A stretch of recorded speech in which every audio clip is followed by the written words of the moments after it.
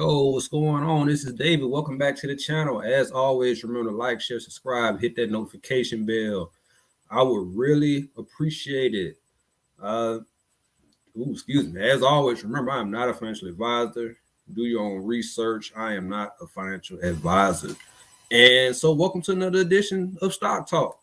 And 2023, it's a wrap.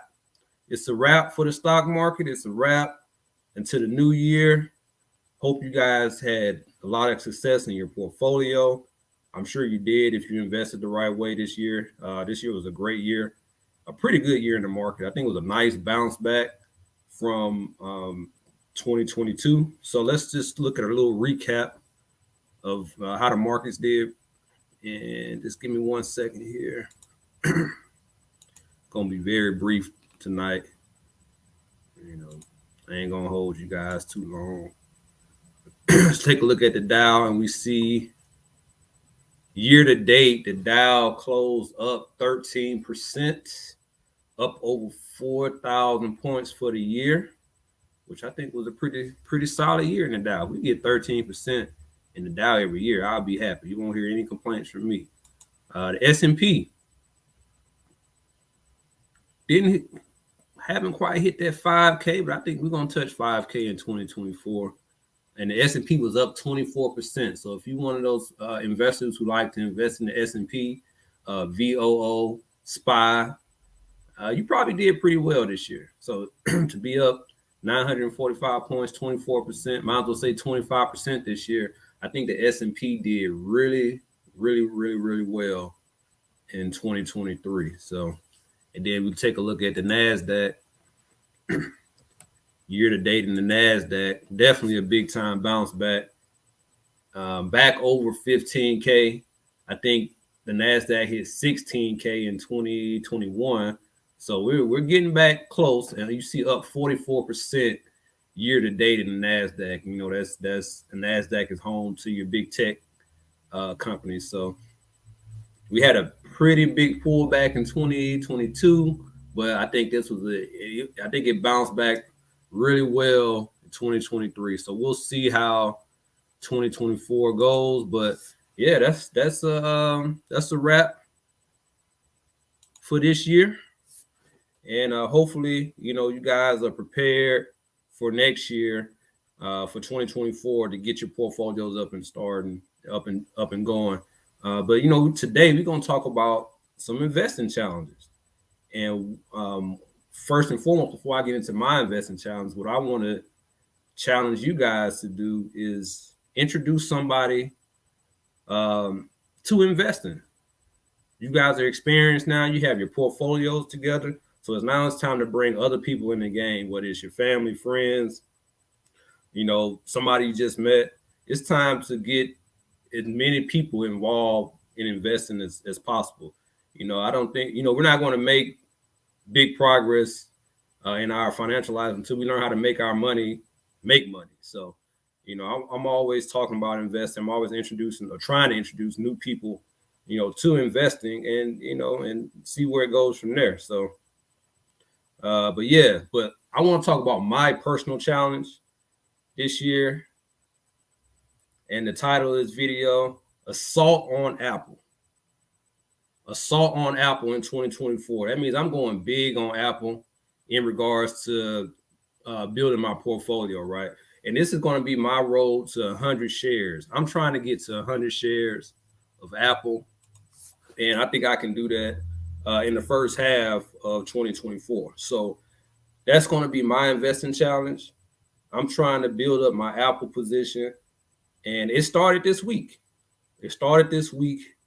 In Apple, and I'm not going to stop until I get to 100 shares of Apple. So, that's my number one goal. I know some people have their own investing challenge of what they want to build, which is great. You should have your personal goals set of what you want to do in 2024. What I'm starting off here with right now is I'm assaulting Apple. I'm going anything I'm investing in right now. Number one priority is going to be Apple. So let me show you what we started this week and how I'm going to track this investing challenge. So give me 1 second here.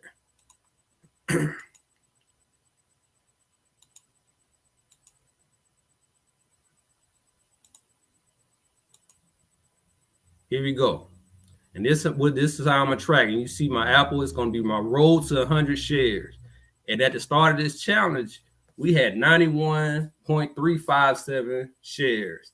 And this week alone, you see on the 27th, we did a purchase of $10, which bought us 0.052 shares and brought us to a total of 91.409 shares. We came back Friday and it's supposed to be 15, but you know how Fidelity is. So it actually was $14.88.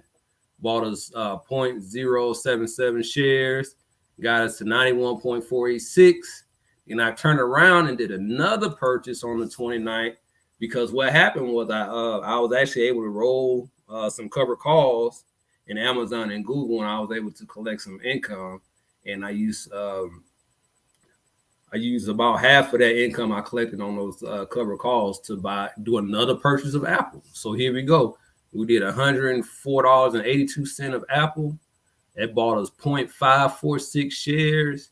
And now we're sitting currently at 92.032 shares of Apple.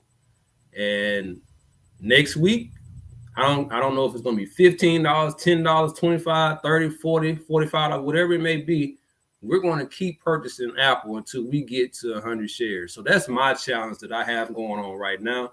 That's my investing challenge. I'm simply doing it. You know, I'm going big. I'm going all in on Apple right now. All in on Apple until I get to these 100 shares. So now we're less than 8 shares away from Apple. From 100 shares.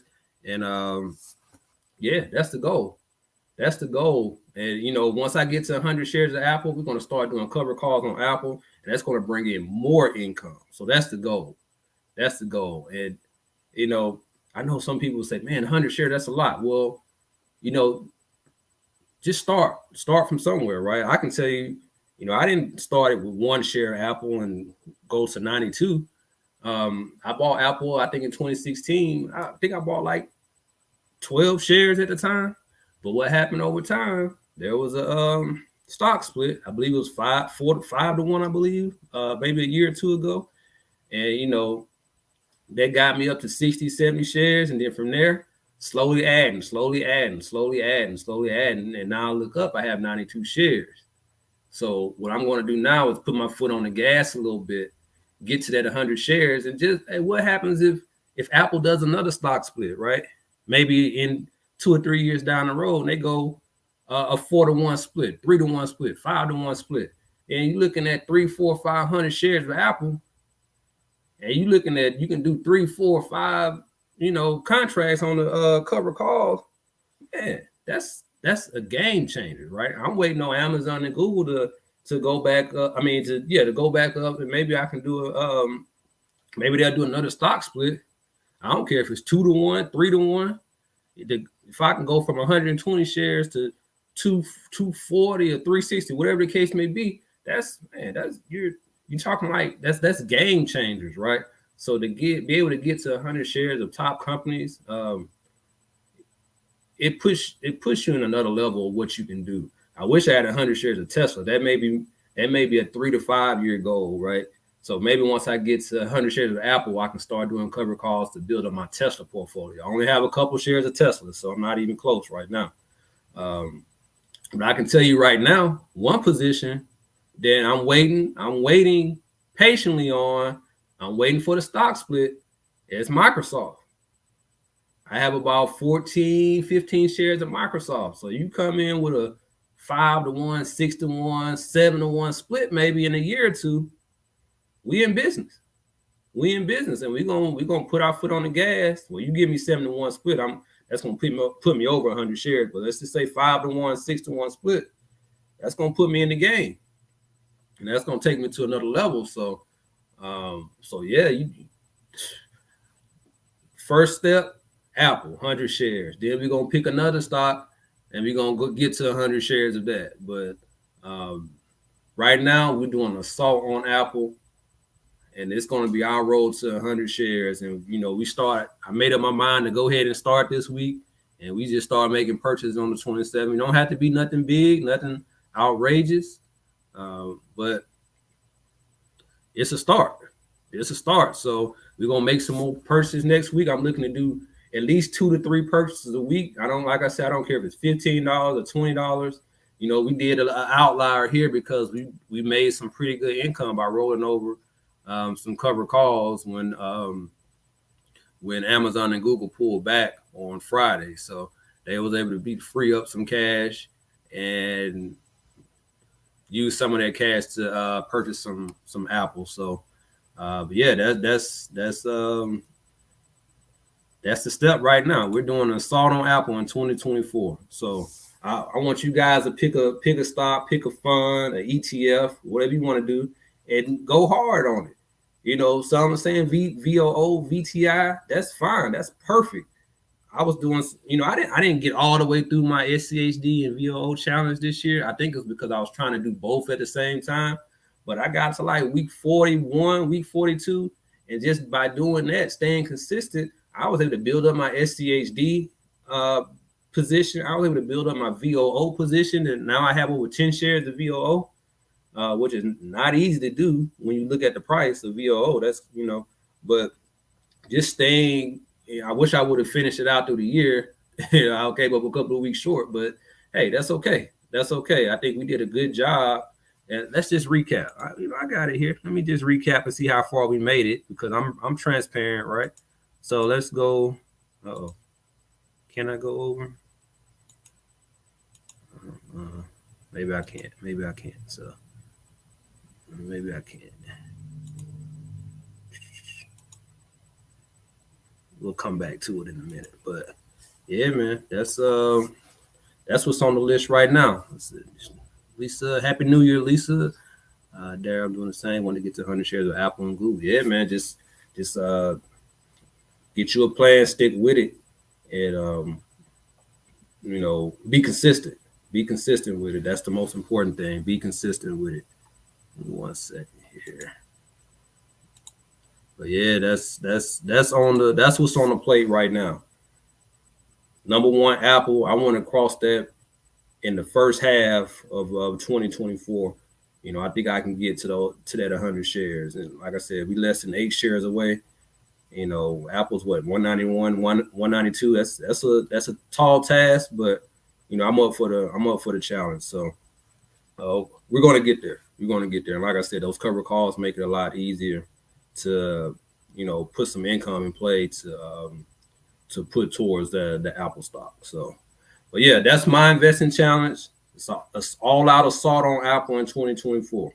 We're going to get to 100 shares. You know, no questions asked. No questions asked. There's not even a doubt. We're going to get to 100 shares. The only thing I'm worried about is how fast we're going to get there. So, yeah, that's what I wanted to touch on. One last thing, right? One last thing I wanted to mention before I get off of here. I had 2 sleeper picks in my portfolio this year that I just wanted to talk about. I don't mention these funds much, but, you know, I just wanted to show like the power of dividend investing, right? Picking good ETFs that pay good dividends and holding the value in the stock. That's hard to do. That's hard to do. Like, I mean, you have your good Vanguard dividends and, you know, some regular dividends, right? So, but it's hard to find those ones that kind of pay like a high dividend, high yield, and still hold the value in the position. You know, it's hard to find that combination. But I had 2 sleeper picks that I just wanted to point out because I think they did pretty well for me in 2023, and I'm looking forward to seeing how it's going to go in 2024. So let me just share that with you guys real quick. I'm gonna go back to my Excel sheet because I like to track things on my Excel. And let me just see here. So here, right, my sleeper picks for 2023 is 2 ETFs. And the first one is PFFA. You guys, you know, if you have Yahoo Finance or whatever, you can do some research on that. But I'm gonna just go through it quickly here. I currently have 125 shares of PFFA, and so far, as of close on Friday, I have a total return of 9.42%. The current price is $20.71.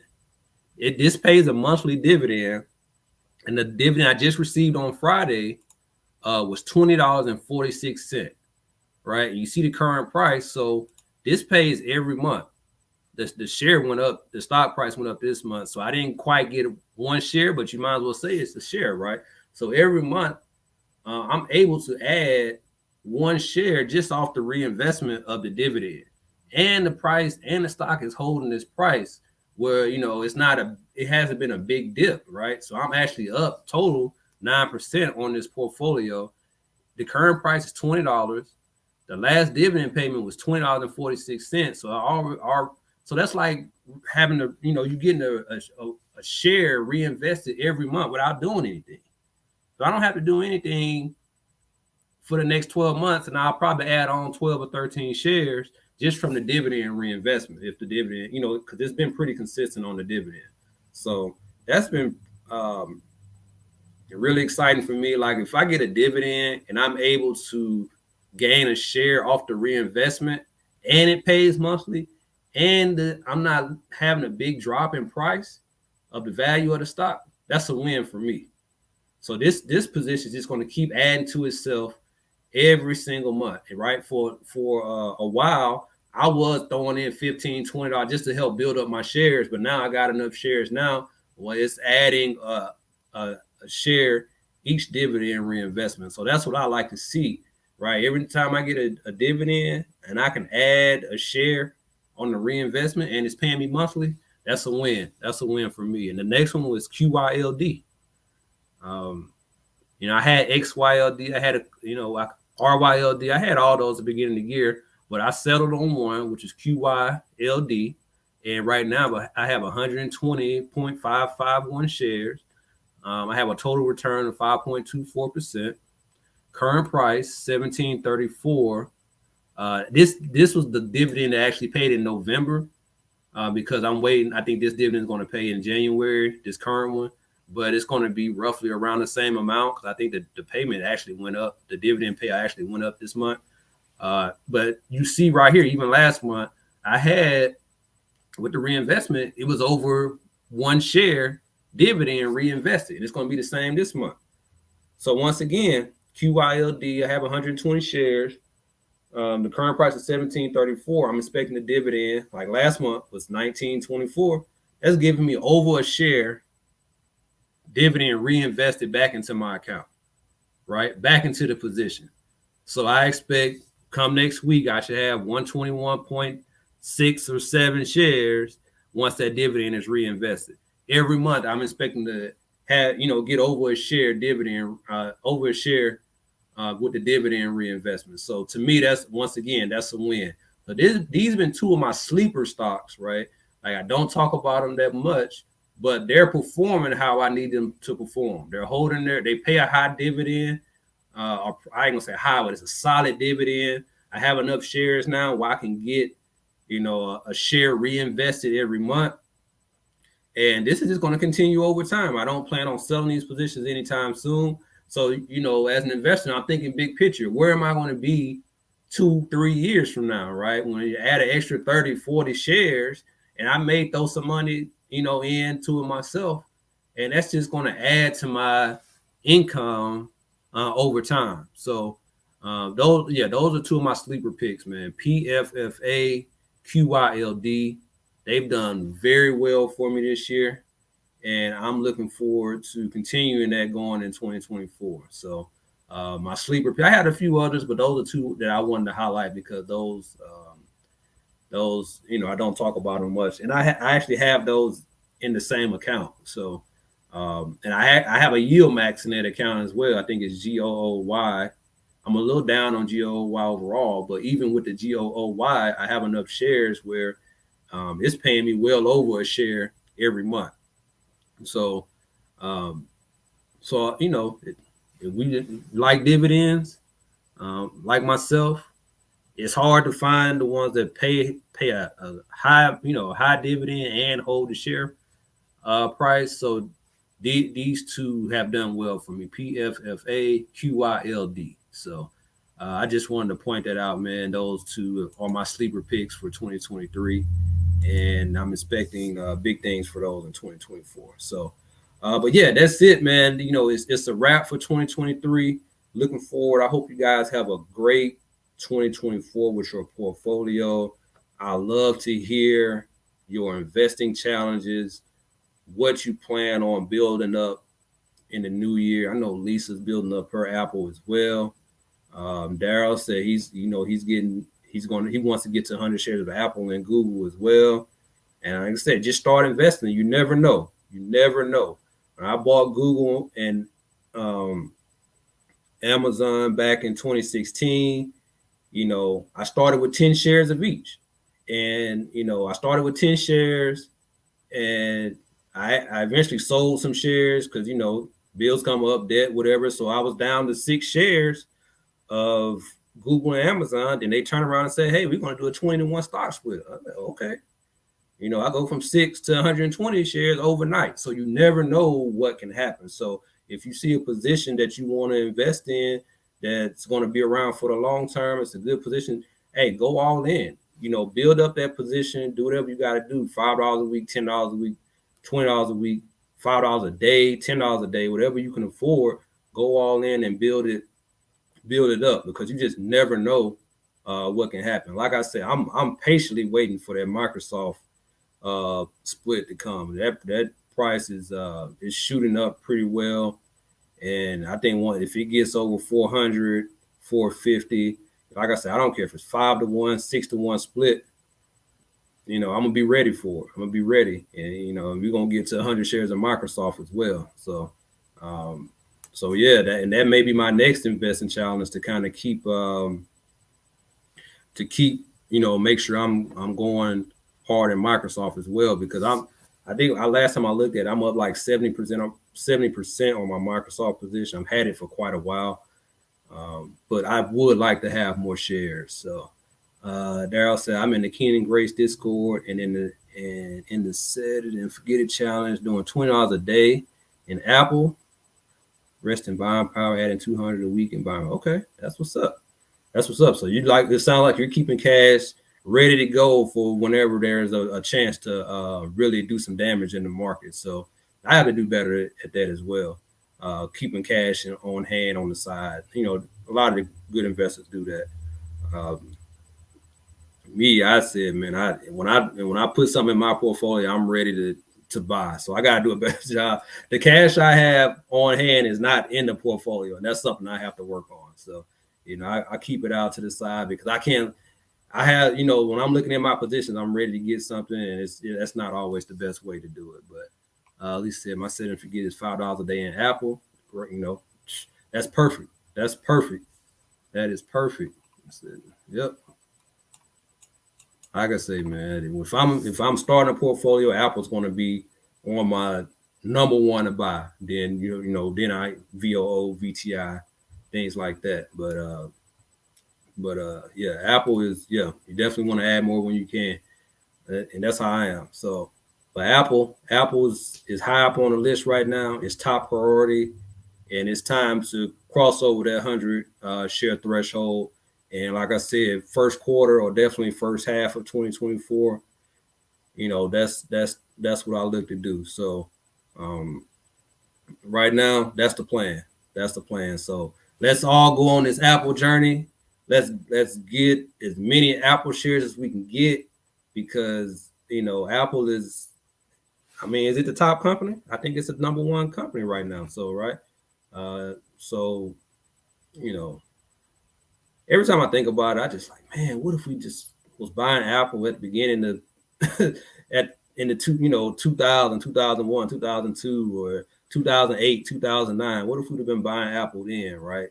We all be multi-millionaires right now. So, but not miss out on the opportunity. I still think Apple's at a very cheap price, and I think it's going to go up even more. And when what was it down? Did Apple get less than, was like 120, 130 something earlier this year? And if I didn't already have it, but I still should have bought more at the time. I didn't buy like I wanted to, but now I am. and I still have a great cost basis on Apple. It's going up every time I purchase, but that's okay because getting to 100 shares now is just a little bit more important than trying to keep that cost basis. So I had to get a little side hustle during the day, and okay, so started. My son used to count. I told him Apple was under $1.08. Whew. Under $1.08. That's crazy. Mm-hmm. Mm-hmm. But there, I'm not too far behind you, man. I'm, and I have my so 43 is not, not bad at all. I'm a couple of years behind you, and then I invest in my son's account as well. I have a 16-year-old, and I invest in his account as well.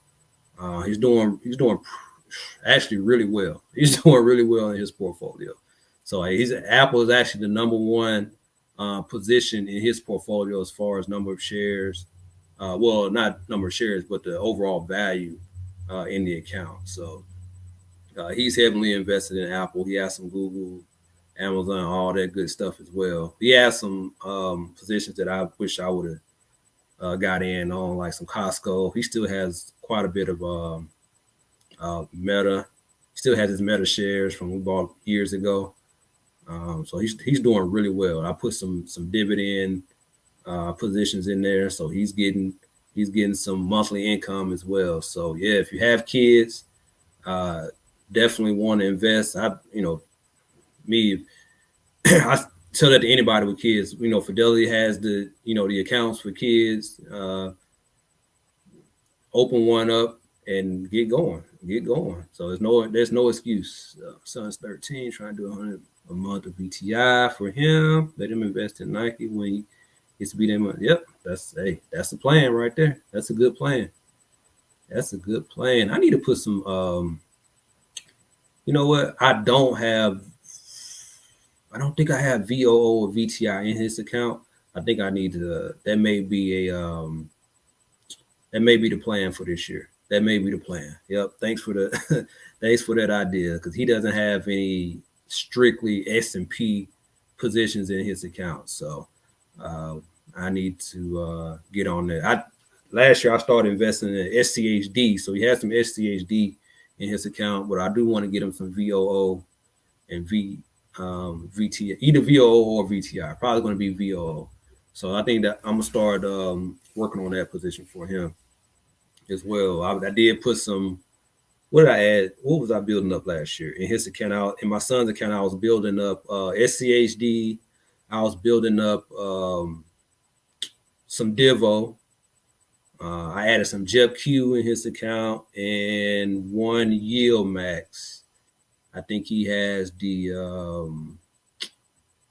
the QQQY Yield Max as well. So those are the four mainly I was adding this past year. So I think I'll venture on, because I wanted to build up his dividend income. So I think I'll add VOO to that. I think I'll add VOO to that list this year. At least in my daughter's account is VTI, VOO, Apple, Home Depot, and Tesla. Man, that's a home run. That's a home run position right there.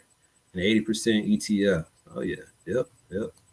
That is a home run. Wow. Okay. Candace, my portfolio is very simple. VTI and QQQ. Hey, nothing wrong with that. That's a portfolio for success right there.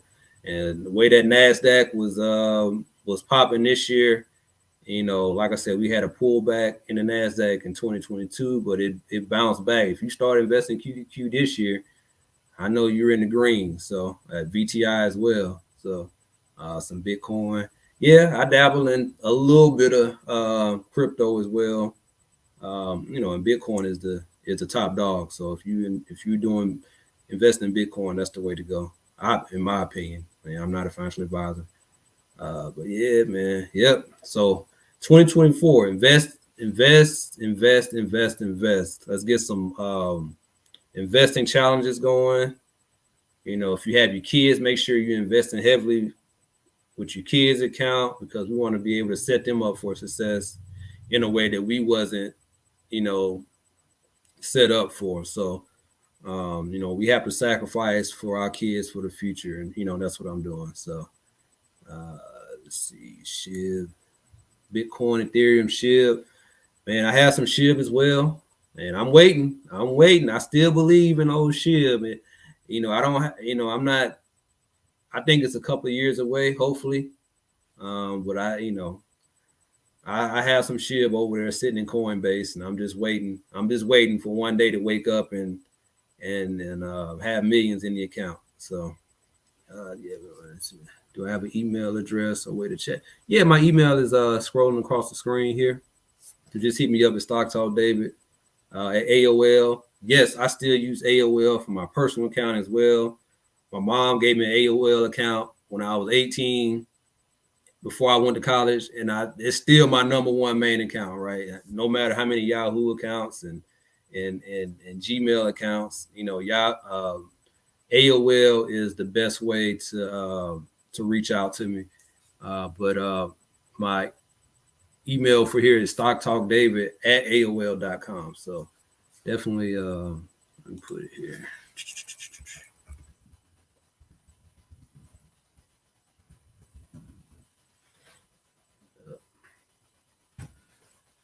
Yeah, reach out to me anytime we can chit chat. So, but that's it, man. It's a wrap for 2023. On to the new year. I wish you guys much success. Remember to like, share, subscribe, hit the notification bell. We'll be back at the top of the year to talk some more stocks. And that's it, man. I wish you guys have a happy new year and a great year of investing. And I will talk to you guys later.